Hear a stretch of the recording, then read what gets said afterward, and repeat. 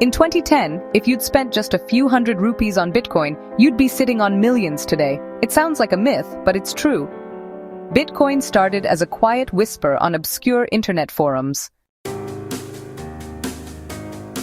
Fast forward to 2025. It's being debated in global parliaments, held in billion-dollar hedge funds, and adopted by entire nations. But what exactly is Bitcoin? And why is 2025 being called the tipping point for cryptocurrency? To understand Bitcoin, we need to travel back to 2008. Amidst a global financial meltdown, one name appeared online: Satoshi Nakamoto. This mysterious figure, or perhaps a group, released a white paper that outlined an idea that challenged the very foundation of banking: a peer-to-peer digital cash system. No central authority, no intermediaries, just code, transparency, and community. Bitcoin was born from mistrust, a rebellion against the centralized systems that had failed millions. Bitcoin is not a stock, not a company, and not something you can hold in your hand.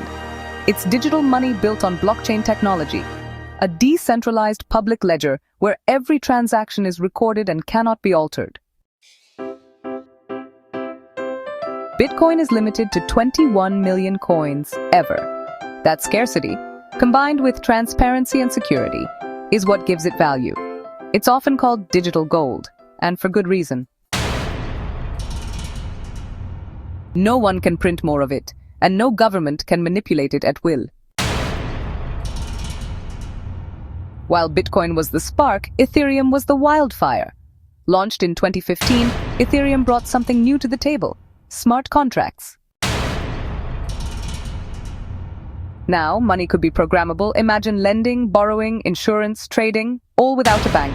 This gave rise to DeFi, or decentralized finance. Add in NFTs, digital assets tied to art, music, and identity, and suddenly, blockchain was everywhere. The crypto world exploded into a multi-trillion-dollar industry. So what makes 2025 so special? It's the year crypto starts blending into the traditional financial fabric. Institutions like BlackRock, Fidelity, and Goldman Sachs now offer crypto products. Countries like El Salvador and the Central African Republic have adopted Bitcoin as legal tender.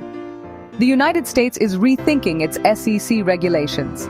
India is piloting its digital rupee. For the first time, governments and financial giants aren't fighting crypto.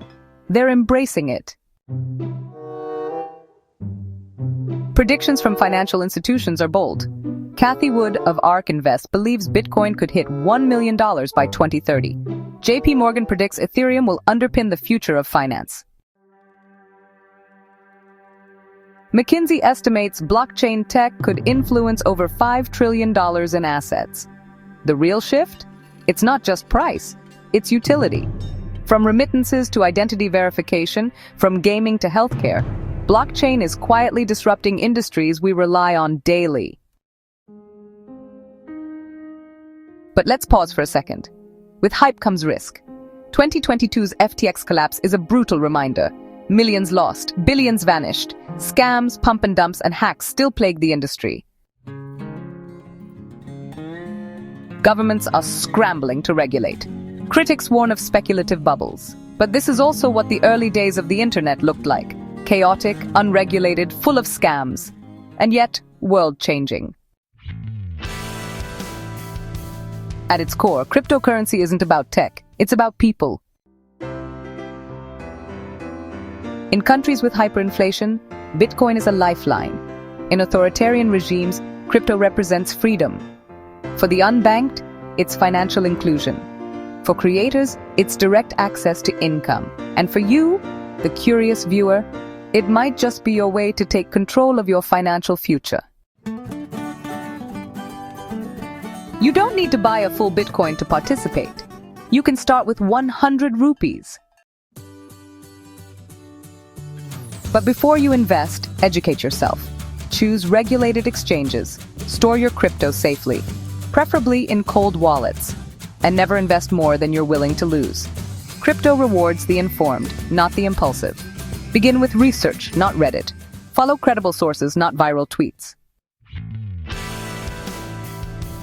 Bitcoin and cryptocurrency are no longer fringe experiments. They're rapidly becoming central to how we think about money, ownership, and trust. 2025 isn't the end. It's the beginning of a new financial era. And you're not late. You're early enough to learn, prepare, and participate. The revolution is quiet, digital, and already in motion. Will you watch from the sidelines or be part of it? If you enjoyed this documentary-style breakdown, hit that subscribe button.